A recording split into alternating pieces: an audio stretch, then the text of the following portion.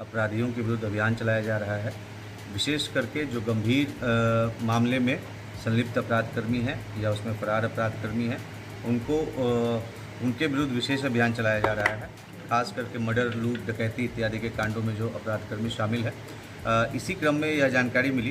कि डेहरी नगर थाना कांड संख्या 312/12 जो कि जिसमें एक व्यक्ति जिसका नाम लल्लू सिंह था,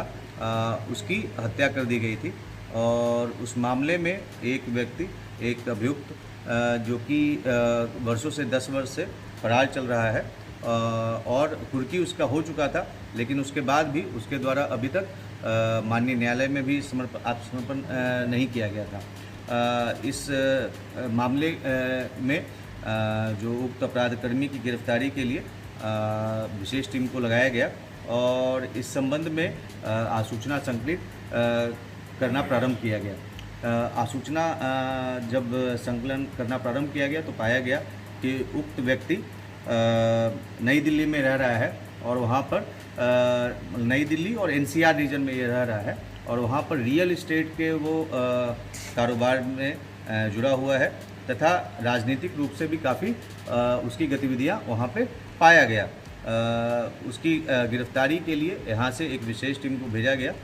जिसके द्वारा वहाँ पर कई दिनों तक रुकते हुए उसके कई ठिकानों का रेकी किया गया और दिल्ली और साथ में फरीदाबाद में भी उसके जो ठिकाने थे उसका रेकी किया गया। और उसके उपरांत जो सत्यापन के बाद इसको जो अपराधकर्मी है जिसका नाम है कक्कू खान उर्फ जाहिद परवेज, जो कि पेशर मोहम्मद SM हकीम साकिब, ये रहने वाला है सुभाष नगर थाना डेहरी नगर का। इसको हरियाणा स्थित सूरज कुंड से गिरफ्तार किया गया है, जहां पे इसका एक बड़ा सा फार्म हाउस है, वहां से इसको उसकी गिरफ्तारी की गई है। उक्त अपराधकर्मी के द्वारा यह बताया गया है कि ये वर्ष 2010 में विधानसभा चुनाव कांग्रेस पार्टी के टिकट से इसके द्वारा लड़ा गया था, परंतु उसमें वो हार गया था। और इसके द्वारा बताया गया है कि पूर्व में यह NTPC का जो नबीनगर में NTPC बन रहा था तो उसमें ये ठेकेदारी का कार्य करता था और साथ ही साथ बालू घाट या बालू खनन से संबंधित भी कार्य इसके द्वारा किया जाता रहा था। इसके द्वारा बताया गया है कि घटना के बाद से ये दिल्ली चला गया था और वहाँ पे रियल इस्टेट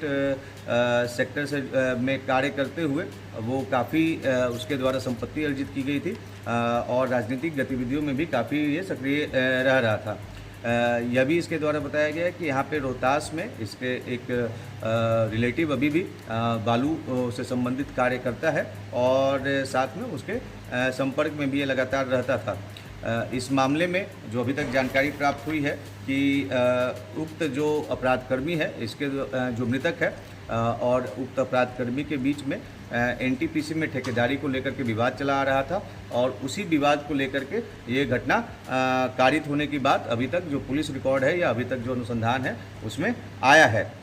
इसके ऊपर एक अन्य मामला भी दर्ज था जिसमें